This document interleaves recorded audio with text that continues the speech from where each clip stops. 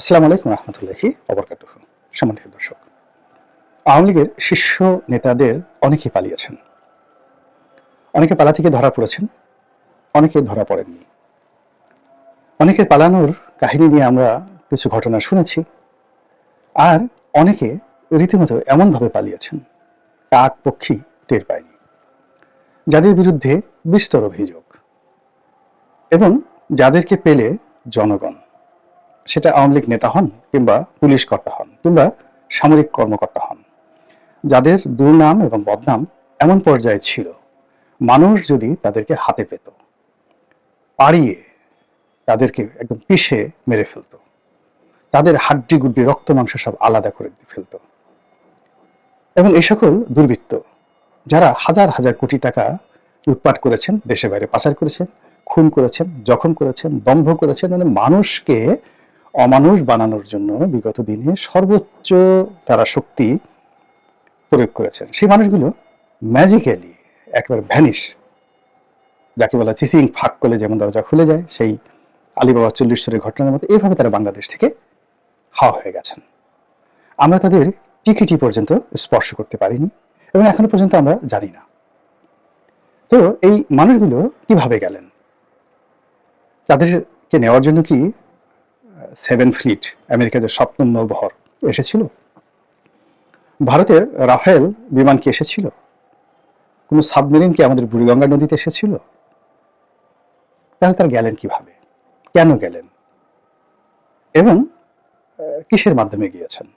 এগুলো ধীরে ধীরে প্রকাশিত হচ্ছে কিছু কিছু, এবং এই সকল কারণে আমাদের পুরো অর্থনীতি, রাজনীতি এখন তছনছ হয়ে যাচ্ছে। এই কারণে পর্দার আড়ালে এমন কতগুলো ঘটনা ঘটেছে যেগুলো না বলা যাচ্ছে, না প্রকাশ করা যাচ্ছে, না লেখা যাচ্ছে, কিন্তু এগুলো যখন আমরা জানছি বা বোঝার চেষ্টা করছি, এক ধরনের দহন যন্ত্রণা আমাদেরকে শেষ করে দিচ্ছে, নিষ্পেষিত করে দিচ্ছে। এবং যারা রাজনীতির সাথে জড়িত, রাষ্ট্র পরিচালনার সঙ্গে জড়িত, সরকারে আছেন, সরকারের বাইরে আছেন, কে ফ্যাক্টর হিসেবে, তারা এই সকল ঘটনার নায়ক এবং খলনায়ক, তাদেরকে যখন চিনছেন, তখন তারা না পারছেন বলতে, না পারছেন সহ্য করতে। এর ফলে কি হচ্ছে?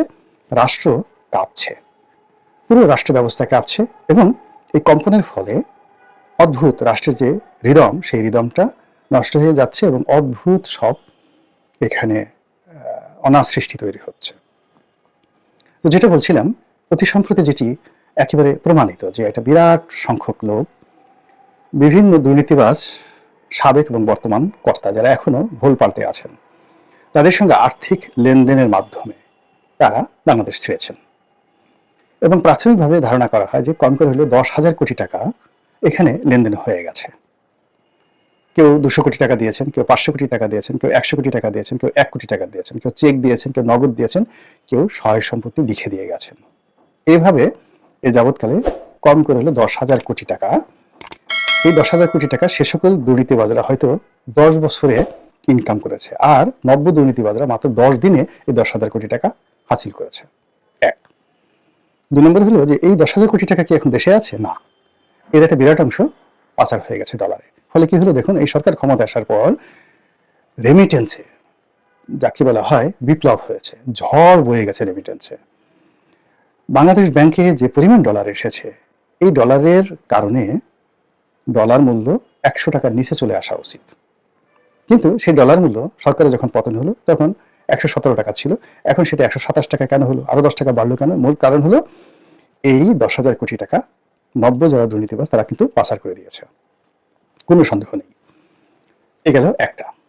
2 নম্বর হলো যে এই যে আওয়ামী লীগের যারা গেছেন, এই 10,000 কোটি টাকার যে ট্রানজাকশন, এই ট্রানজাকশনটা না হওয়ার কারণে ব্যাংক ব্যবস্থা, বীমা ব্যবস্থা, অর্থনীতিতে রীতিমতো একটা নতুন ক্ষত তৈরি হয়েছে। আগে যে ক্ষতটা ছিল, সেই ক্ষতের সাথে এই 10,000 কোটি টাকার একটা নতুন ক্ষত তৈরি হয়েছে।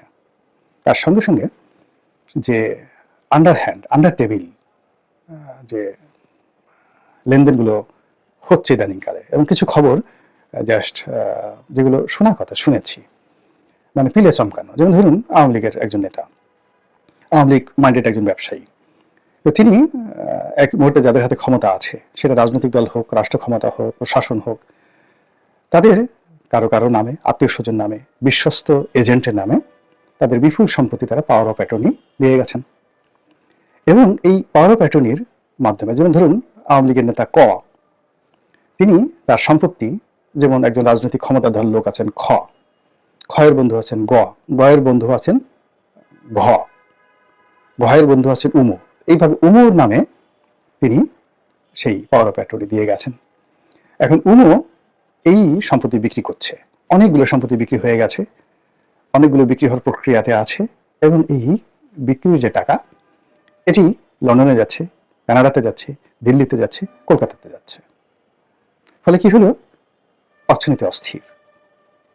এবং এটির সংখ্যা, অর্থাৎ আগে যেটা বললাম ঘুষ যেটা সরাসরি লেনদেন হয়েছে, এটি যদি সম্পত্তির ক্ষেত্রে ধরেন কম করে হলো 1,00,000 কোটি টাকার সম্পত্তি মিনিমাম, স্থাবর সম্পত্তি, শিল্প, কলকারখানা, এভাবে পাওয়ার অফ অ্যাটর্নির মাধ্যমে হয়তো আগামী 6 মাস, 1 বছর, 2 বছরের মধ্যে এগুলো লেনদেন হবে, অর্থাৎ এই 1,00,000 কোটি টাকা চলে যাবে। যদি অলৌকিকভাবে আওয়ামী লীগ 1 সপ্তাহের মধ্যে, 1 মাসের মধ্যে, 1 বছরের মধ্যে ফিরে না আসে, এই টাকাগুলো চলে যাবে দেশের বাইরে। আচ্ছা, এখন এগুলো বন্ধ করার জন্য সরকার কি ওয়াকিবহাল কিনা, চেষ্টা করছেন কিনা, আমি তো দেখিনি। এখন এই জিনিসগুলো করার জন্য পুরোটাই ব্যাংকিং চ্যানেল ব্যবহৃত হচ্ছে, পুরোটাই ব্যাংকিং চ্যানেল, এবং পুরোটাই সরকারি অর্গান। অর্থাৎ এই জমিগুলো যে পাওয়ার অফ অ্যাটর্নি দেওয়া হয়েছে, এতে তো তার সঙ্গে সাব রেজিস্ট্রার জড়িত, এগুলো যখন বিক্রি হবে তাও সাব রেজিস্ট্রার জড়িত। তো এবং এই টাকাগুলো যে লেনদেন হচ্ছে, সেগুলো প্রাথমিকভাবে যারা কিনছে তারা তো ব্যাংকের মাধ্যমে কিনছে, এতগুলো টাকা তো ক্যাশ লেনদেন হবে না। এই বিষয়গুলো, এই 1,00,000 কোটি টাকার সহায় সম্পত্তি যেগুলো ট্রান্সফার হবে, যা কিছু হবে, এই সব মিলিয়ে পুরো অর্থনীতিকে টালমাটাল করে দিয়েছে। আপনার যেগুলো জেনুইন সম্পত্তি, এগুলো ট্রান্সফার হচ্ছে না, যেগুলো জেনুইন প্রপার্টি, এগুলো বিক্রি হচ্ছে না, যারা অ্যাপার্টমেন্ট বানিয়েছেন তারা এগুলো কিনছেন না। এই কারণ হলো ওই আওয়ামী লীগের যে সকল অ্যাপার্টমেন্টগুলো, যেমন গুলশান একটা অ্যাপার্টমেন্ট যদি 10 কোটি টাকা দাম হয়, একজন ধান্দাবাজ লোক এটা কিনে নিল এখন 5 কোটি টাকা দিয়ে, অর্ধেক দামে। তো দালাল, মধ্যস্বত্ব ভিগি ভোগ ঠোক করে দেখা গেল 3 কোটি টাকা সে এই যিনি বিক্রেতা, অরিজিনাল মালিক, তার কাছে পৌঁছে দিল। তো এই ঘটনাগুলো ঘটছে বাংলাদেশে, অহরহ ঘটছে। এরপর ধরুন এই যে চাঁদাবাজিগুলো, আপনার প্রায় 1,500 কোটি টাকা শুধুমাত্র চাঁদাবাজি হয় আপনার সড়ক পরিবহন খাতে, অর্থাৎ বিভিন্ন ব্রিজ, কালভার্ট, সেতু, বাস, ট্রাক স্ট্যান্ড, এইগুলোতে, পরিবহন সেক্টরে। এখন আওয়ামী লীগের যে 4 থেকে 5 জন গডফাদার, তার সঙ্গে অন্ততপক্ষে 1 থেকে 1,500 প্রান্তিক লেভেলের গডফাদারের এজেন্ট, তারা এই পুরো বাজারটি নিয়ন্ত্রণ করছে। এই পুরো জিনিসটি রেডিক্যালি 1 ঘন্টার মধ্যে ট্রান্সফার হয়ে গেছে। এবং অবাক করার ব্যাপার হলো যে এই টাকা, এখন এই টাকার একটা অংশ দেশের বাইরে যাচ্ছে, এবং যে সকল গডফাদার আওয়ামী লীগের দেশের বাইরে আছে, দে আর গেটিং মানি। যে সকল গডফাদার জেলখানাতে আছে, they are getting money in jail. এবং দেখুন, মুহূর্তের মধ্যে এরা যখন গ্রেপ্তার হলো, বা এরা যখন দেশে বাইরে গেল, প্রথম 1 সপ্তাহে আপনি দেখলেন যে তারা খুব ভীষণ রকম বিমর্ষ ছিলেন, কিন্তু এ সকল চাঁদার ভাগ তারা পাচ্ছেন। পাওয়ারফুল দেখেন এখন তাদের মুখে চাঁদের হাসি, তাদের যে অভিব্যক্তি মনে হয় যে তারা জেলখানার বাইরে যখন ছিলেন, ইভেন শেখ হাসিনার জমানাতে তারা যেখানে ছিলেন, তখন তাদের মধ্যে যে আতঙ্ক ছিল, ভয় ছিল, এটা উবে গেছে। তারা এখন অনেকটা নিরাপদ, বেটার দ্যান বিফোর। বিদেশেও বেটার, জেলখানাতেও বেটার, এমনকি পালাতক অবস্থায় যারা আছেন দেশে, তারাও ভালো অবস্থানে আছেন, কারোর মধ্যে হতাশা নেই। এর কারণে দে গেটিং মানি, তারা মানি পাচ্ছে, টাকা পাচ্ছে। এবং আপনার যদি টাকা থাকে, আপনি সেই সাজেকের কোনো পাহাড়ের উপরে, সেখানে যদি আপনি সেই ওয়েস্টিনের পাপিয়া কাণ্ড ঘটানোর জন্য সেখানে যদি একটা ক্যাসিনো ক্লাব করতে চান, এটাও আপনার জন্য সম্ভব। আপনি যদি সেই মায়ানমার সীমান্তের কোনো একটি পাহাড়ের চূড়াতে একটা বালাখানা করতে চান, এবং সেখানে আপনি ঢাকার যে সকল উঠতি নায়ক নায়িকা, আপনি যদি মেয়ে হন তাহলে এখানকার যে সকল নায়ক দেহদান করে টাকার বিনিময়ে, আছেন আমাদের দেশে এখন অনেক নায়ক যারা আছেন, ভীষণ রকম সুন্দর চেহারা, এরা সেই বিকৃত রুচির যারা গড মাদার, তাদেরকে দেহদান করে। আবার অনেক গডফাদার আছে যাদেরকে এই মানে যাকে বলে পরীর মতো সুন্দরী নারী রয়েছেন এই শহরে, কলকাতাতে অনেক। ওই যে মারা গেল যে দেখেন আনার, এমপি আনার, তো এইগুলো ঘটনা এই শহরে কলকাতা থেকে নয়, বোম্বে থেকে অনেক নায়িকারা আসে। আপনার সানি লিওন এই ঢাকা শহরে এসে গেছেন। তো সানি লিওন কত টাকার বিনিময়ে এসেছেন, কার কাছে থেকেছেন, কাদের সঙ্গে তার কি হয়েছে, এগুলো তো আপনার পক্ষে সম্ভব। আপনি সানি লিওনকে ইচ্ছা করলে আপনি এই যে কোনো জায়গাতে, যে কোনো নিষিদ্ধ জায়গাতে, দেশের ভিতরে দেশের বাইরে এবং যে কোনো দুর্গম জায়গাতে আপনি তাদেরকে নিয়ে যেতে পারেন টাকার বিনিময়ে।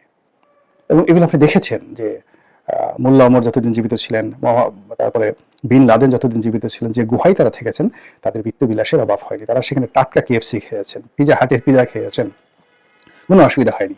এবং এটা বাংলাদেশেও সম্ভব। এবং বাংলাদেশের জেলখানাতে যারা ভিআইপি মর্যাদায় থাকেন, তারা ইচ্ছা করলে একেবারে সোনারগাঁ সেরাটনে রমরমা গরম খাবার 1 ঘন্টার নোটিশে তারা পেয়ে যেতে পারেন। এটা কোনো সমস্যাই নয়। তো এই ঘটনা হচ্ছে, ফলে কি হলো, আওয়ামী লীগ গেছে ঠিকই, ইটস আই ওয়াশ, কিন্তু আওয়ামী লীগের যে নড়াচড়া, আওয়ামী লীগের যে শক্তিমত্তা, আওয়ামী লীগের যে মূল ক্যারিকেচার, অর্থ, মাসেল পাওয়ার এবং অস্ত্র, যে সকল অবৈধ অস্ত্র, ধরুন বৈধ অস্ত্র, লাইসেন্স করা অস্ত্র জমা দেওয়ার জন্য বলা হয়েছে। তো বৈধ অস্ত্র যদি জমা হয়ে থাকে 8,000, তো 80,000 অবৈধ অস্ত্র আছে, কথার কথা। এবং এই সময়টাতে আইন শৃঙ্খলা রক্ষাকারী বাহিনী ইনক্লুডিং SSF, প্রধানমন্ত্রী SSF, তাদের যে অস্ত্রগুলো লুট হয়েছে, কয়টা উদ্ধার করেছেন বলেন? তো সেগুলো কোথায় আছে? সেগুলো তো যারা রেখেছে, তারা একটা উদ্দেশ্যে ব্যবহার করার জন্য তো তারা রেখেছে, এবং তারা এখনো পর্যন্ত সেগুলো ফেলে যায়নি, বিকজ তাদের কোনো ভয় নেই, আতঙ্ক নেই, তারা নিশ্চিত যে তারা এই জিনিসগুলো ব্যবহার করতে পারবে এবং এই জিনিসগুলো রাখতে পারবে। তো এই জিনিসগুলো হচ্ছে বাংলাদেশে, এবং হওয়ার ফলে কি হলো, কোনো কিছুতে জোড়া লাগানো যাচ্ছে না। অর্থ মন্ত্রণালয় যদি ডান দিকে যায়, বাণিজ্য মন্ত্রণালয় বাম দিকে যাচ্ছে, বাণিজ্য মন্ত্রণালয় যদি বাম দিকে যায়, খাদ্য মন্ত্রণালয় আকাশে উঠে যাচ্ছে, খাদ্য মন্ত্রণালয় যদি আকাশের চাঁদের মতো, তারকার মতো বা সূর্যের মতো আলো বিতরণ করে, কৃষি মন্ত্রণালয় মুহূর্তের ভিতরে সেখানে ডুবে যাচ্ছে, পৃথিবীতে একেবারে যাকে বলা হয় সেই বারমুদা ট্রায়াঙ্গেলে যেভাবে পড়ে ওইভাবে। ফলে কেমন যেন আমরা গহীন অরণ্যের মধ্যে শুধু ঢুকে যাচ্ছি। আল্লাহ আমাদের কি অবস্থা থেকে হেদায়েত করুন এবং হেফাজত করুন। আসসালামু আলাইকুম ওয়া রাহমাতুল্লাহি ওয়া বারাকাতুহু।